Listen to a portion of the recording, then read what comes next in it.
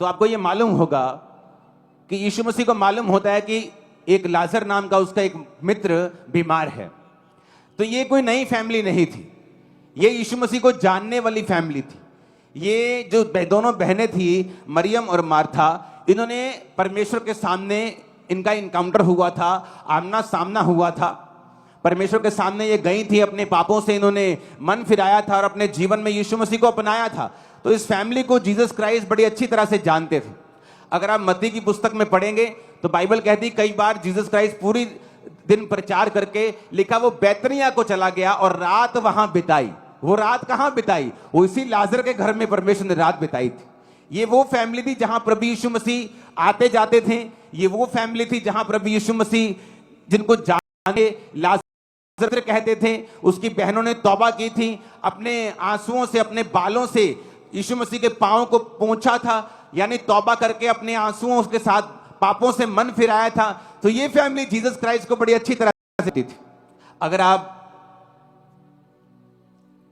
Google पे search करेंगे आपको मालूम होगा, अगर एक देश में 30 लाख लोग हैं, जिस टाइम जीसस क्राइस्ट इजराइल में जिस समय में थे 2000 साल पहले, तो अगर आप मोटी मोटी स्टडी करें तो आपको अलग अलग आंकड़े आते हैं, लेकिन हम मोस्टली जो कॉमन आंकड़ा आता है वहां की पॉपुलेशन का, वो 30 लाख थी। उस समय जीसस क्राइस्ट के समय मान लो जे अगर इजराइल की पॉपुलेशन 30 लाख थी टोटल, तो 1000 बंदा अगर किसी देश में हो तो एक साल में 1000 में से 10 बंदों की मौत हो जाती है। कुछ बंदे अपनी उम्र पूरी कर लेते हैं, कुछ बुजुर्गों के मर जाते हैं, कुछ समय से पहले मर जाते हैं, बीमार होकर मर जाते हैं। तो एवरेज किसी देश में 10 है, किसी देश में 12 है, किसी देश में 5 भी हैं। अगर मान लो हम 5 सबसे कम एवरेज इजराइल के लिए लगाएं कि 1000 में से 5 लोग जो हैं वो मर जाते हैं, तो 30 लाख की अगर आप एवरेज निकाल लें तो आपको 15,000 मनुष्य होंगे जो हर साल इजराइल में मरते थे। कितने कितने हजार? 15,000। तो लेकिन बाइबल कहती है कि जब यीशु मसीह ने, अगर आप मुर्दों को जिंदा, कितने मुर्दों को जिंदा किया? उसने नाइन नामक एक जगह पे एक विधवा के बेटे को चंगा किया, उसने लाजर को जो 4 दिन से मुर्दा था उसको जिंदा किया। लेकिन उस देश में जो हर साल लोग मरते थे वो 15,000 थे। क्या परमेश्वर यीशु मसीह ने 15,000 को चंगा किया? क्या यीशु मसीह ने 15,000 को जिंदा कर दिया? नहीं किया। क्या यीशु मसीह में ताकत नहीं थी कि वो 15,000 को जिंदा कर देते? पूरी ताकत थी। लेकिन वचन ये कहता है कि जो परिवार तौबा कर चुका था, जीसस क्राइस्ट ने उस परिवार में जाके मुर्दे को जिंदा किया। जब कभी आपके परिवार में एक जन तौबा करता है, चाहे वो आप हो, चाहे आपकी माताजी हो, आपके पिताजी हो, आपके परिवार का कोई भी मेंबर हो, आपके परिवार में जब तौबा की जाती है और आप जीसस क्राइस्ट को एक्सेप्ट करते हैं, तो आप ये बात याद रख लें कि आने वाले समय में एक बड़ी मौत आपके घर से जाने वाली है और एक बड़ी जिंदगी आपके घराने में प्रवेश करने वाली है। उस इलाके में जो हर साल 15,000 लोग मरते थे एवरेज, लेकिन बाइबल कहती है जीसस क्राइस्ट ने लाजर को जिंदा किया। क्यों? क्योंकि लाजर का परिवार जो था वो परमेश्वर में डेडिकेट हो चुका था, परमेश्वर में मन फिरा चुका था, परमेश्वर के अधीन आ चुका था और अपने पापों की तौबा कर चुका था।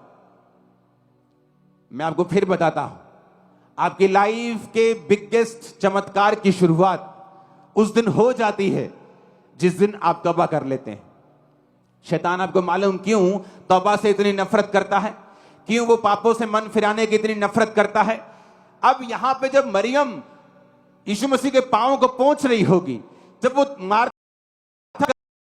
उन्हें नहीं मालूम होगा उस समय कि आने वाले समय में एक बड़ा मिरेकल मेरे परिवार में होगा, आने वाले समय में एक बड़ा चमत्कार हमारे घर में हमारे भाई के साथ हो जाएगा, या परमेश्वर हमारे आंसुओं को पोंछ देगा। उन्हें नहीं मालूम होगा। उन्होंने सिर्फ वचन को सुना, देखा जीसस क्राइस्ट को लंगड़े चलाते हुए, जीसस क्राइस्ट को अंधों को आंखें देते हुए, मुर्दों को जिलाते हुए, और तौबा कर ली। इसलिए मैं कह रहा हूं, अगर आपने तौबा कर ली है और आप जीसस में चल रहे हैं, एक बड़ा हाथ खुदा का देखने के लिए तैयार हो जाओ। एक बड़ा हाथ तुम्हारे घरों के अंदर, एक बड़ा हाथ तुम्हारे फाइनेंस के ऊपर, एक बड़ा हाथ तुम्हारी मिनिस्ट्री, तुम्हारी लाइफ के ऊपर, बच्चों के ऊपर, एक बड़ा हाथ यीशु मसीह के नाम में तुम्हारी जिंदगी के ऊपर देखने के लिए तैयार हो जाओ। तुम्हें आज महसूस नहीं होगा जिस तरह मुझे 2004 में महसूस नहीं हुआ था, जिस दिन मैंने तौबा की थी कि आने वाले समय में ऐसी ग्लोरियस लाइफ परमेश्वर मुझे देगा, लेकिन वो तौबा की और आज मैं उस तौबा को जानता हूं कि उस तौबा के कारण परमेश्वर ने कैसी जिंदगी मुझे दी है।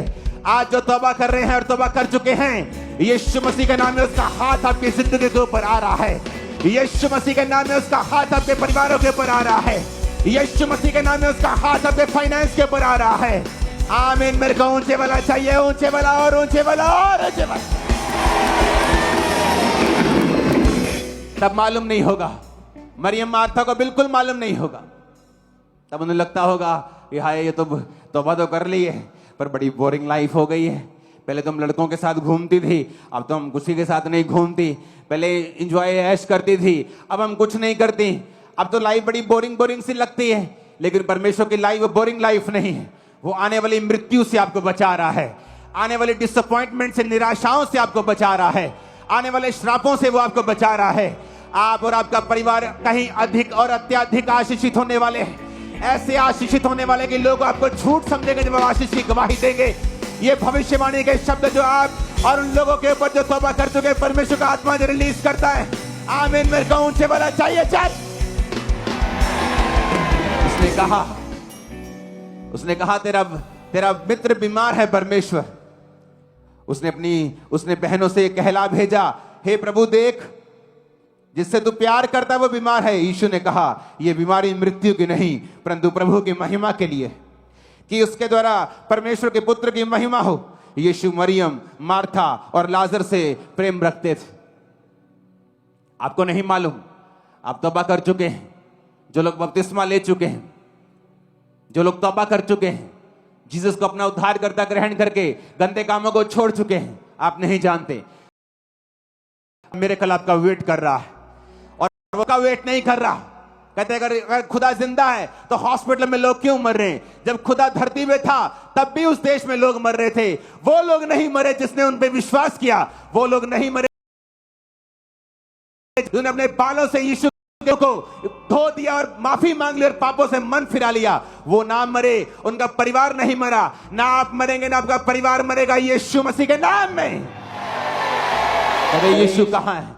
अगर ये खुदा जिंदा है तो फिर लोग क्यों मर रहे हैं? हॉस्पिटल में लोग दुखी क्यों हैं? कहां है खुदा तू? अगर तू है तो फिर लोग भिखारी बन के क्यों जी रहे हैं? तो ये तो यीशु मसीह के जमाने में भी था। उसके जमाने में भी अंधे लोग अपना सर्टिफिकेट, कपड़ों का सर्टिफिकेट रख के बैठते थे और उनको भीख देते थे लोग कि ये सरकार के द्वारा सर्टिफाइड भिखारी हैं। लेकिन जो भिखारी कि हे यीशु नासरी, हे दाऊद की संतान, मुझ पे दया कर, उस पे दया होती थी, उसकी आंखें भी खुलती थी। इसलिए मैंने कहा जो तौबा करेगा और जो विश्वास करेगा। आज क्यों शैतान को आग लगती है जब प्रचार किया जाता है? क्यों शैतान को आग लगती है जब तौबा का प्रचार किया जाता है? ऐसी कौन सी बुरी बात है जो क्रूसेड या मीटिंग्स में जाके बोली जाती है? क्या बोला जाता है नशे करो? क्या बोला जाता है व्यभिचार करो? ये बोला जाता है अपने माता और पिता की आज्ञा करो, अपने देश के हुक्मों का पालन करो, बाइबल के हुक्मों का पालन करो, नशे छोड़ो, व्यभिचार छोड़ो, कपड़े पूरे डालो, नंगापन ना करो। क्या ये बुरी बात है? ये शैतान के लिए बुरी बात है। उसी को आग लगती है। जब कोई इस प्रचार के खिलाफ खड़ा होगा तो समझ लेना वो शैतान का आत्मा उसके अंदर है, परमेश्वर का आत्मा नहीं है उसके अंदर। हालेलुया। कौन सी ये बुरी बात है ये कहना कि जाओ और मन फिराओ, जाओ और मन फिराओ, जाओ और तौबा करो, जाओ और अपने बॉयफ्रेंड गर्लफ्रेंड को छोड़ के परमेश्वर के पीछे लग जाओ, जाओ और चोरियां छोड़ दो, कुंडियां लगाना छोड़ दो, बिजली चोरी करना छोड़ दो। लेकिन शैतान को बुरा लगता है। क्यों? क्योंकि शैतान को मालूम है जिस दिन एक व्यक्ति तौबा कर लेता है उस दिन वो मिरेकल का वो बीज अपने अंदर डाल लेता है और एक दिन वो मिरेकल का बीज पेड़ बन जाता है।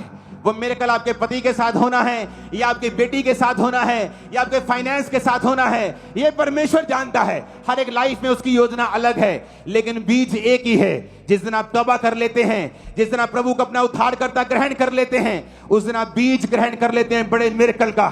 एक बड़ा मिरेकल का बीज आपके अंदर है।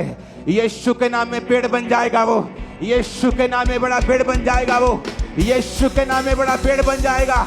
उसकी डालियां और उसके पत्ते इतने गहरे होंगे कि लोग उस पेड़ के नीचे बसेरा करेंगे। लोग आपके कारण तौबा करेंगे, आपकी गवाही को देखते हुए, उस मिरेकल को देख के तौबा करेंगे जो खुदावंद आपको देने वाला है। आमीन। मेरे को ऊंचे वाला चाहिए चर्च। ऊंचे वाला चाहिए चर्च। हालेलुया, हालेलुया, ऊंची आवाज में हालेलुया बोलो।